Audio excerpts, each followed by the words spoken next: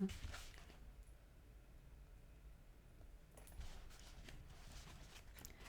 restless pounding on the walls. The investigation of Sergeant Daniel G. Police Sergeant Daniel G. related an encounter with a poltergeist that he and three fellow officers had in an apartment in a large Midwestern city. The officers had no idea what to expect when they received the call around 11 o'clock on the night of October 12, 2000. All Sergeant G and his partner LSH had been told was that a lady had complained that someone was banging on her walls. We didn't know if we were going to have to quiet some noisy party animals in the next apartment or some cranky neighbor who might somehow be annoyed because he or she thought the woman was making too much noise in her apartment, Sergeant G said. When the two officers arrived at the address that had been dispatched to them, they quickly discovered that the complaint had been filed by a woman who lived on the third floor. That meant no one could be making noise above her because she was on the top floor. As the officers walked down the hallway toward her apartment, they could hear nothing that would qualify as raucous party sounds. Maybe they had lucked out and the complaint of a disturbance had taken care of itself. But the minute the two officers stepped inside the apartment of Mrs. C and her 11-year-old daughter Sophie, they could hear her terrible pounding sounds that seemed to be issuing from around them. Here's a illustration. This engraving of poltergeist activity in a French home appeared in Leo Taxel's book Les Mystères de la Franc-Maçonnerie, 1860.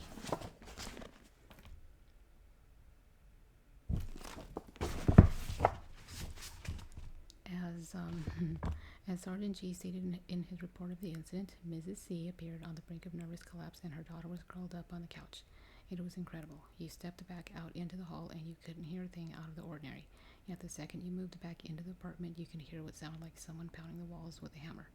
I told Les to check up on the roof while I tried to calm Mrs. C and her daughter. Mrs. C told Sergeant G that the disturbance began as they were finishing their evening meal about 6 o'clock. They had been discussing some problem that Sophie had been having in school when the pounding began. The noise was not very loud at first. It sounded as if someone was knocking on the wall with his knuckles. They knew that they had raised their voices to some degree during their argument and assumed that they might have disturbed the elderly man who lived in the apartment next to them, who was not complaining by knocking on their walls. Even though the argument between mother and daughter had ended and they were quiet in their apartment, the mysterious pounding got louder. Mrs. C called her neighbor to see if he was indeed the one attempting to let them know that they had bothered him. The neighbor said that he had no idea what she was talking about. He had not been disturbed by their argument, and he certainly had not been pounding on their walls. I felt along the walls, but it was the strangest thing, Sergeant G stated in his report. The pounding didn't really seem to be coming from the walls at all. I couldn't really tell where the sounds were originating. Les came back down from checking the roof and said that he could find nothing up there that could possibly make such noises. I told him to call officers B and L to come and help us get through the apartment house. I thought right away that maybe someone had rigged some kind of electronic device in Mrs. C's apartment as some kind of cruel prank. Such proved not to be the case. When officers B and L entered the apartment, the phenomena dramatically increased in scope and intensity. As all four police officers watched, the dinner plates which had remained on the kitchen table from the family's interrupted dinner were lifted into the air and smashed against the wall. As Officer B rushed forward to examine the unexpected and unexplained mess, a kitchen chair scooted across the room, slamming into his knees and nearly tripping him. And all this time, Sergeant G said, the infernal pounding kept right on, not missing a beat. When the plates in the chair started to move, Sophie began to scream hysterically that she wanted to leave the apartment. At the same time, Officer L covered his ears with his palms and said that he had to get out of the room. There was some kind of weird vibration in the place that was making his eardrums feel that they were about to explode. Sergeant G could clearly see that Officer L was in extreme distress. His face was ashen and he appeared about to faint. I ordered him to go down to the basement and check the heating to determine if there might be anything there to account for the strange disturbances, Sergeant G said. When Officer L hesitated, I could tell that he was genuinely afraid to go alone, so I told Les to go with him. Officer L is a big, tough guy, but he was scared of something in that apartment.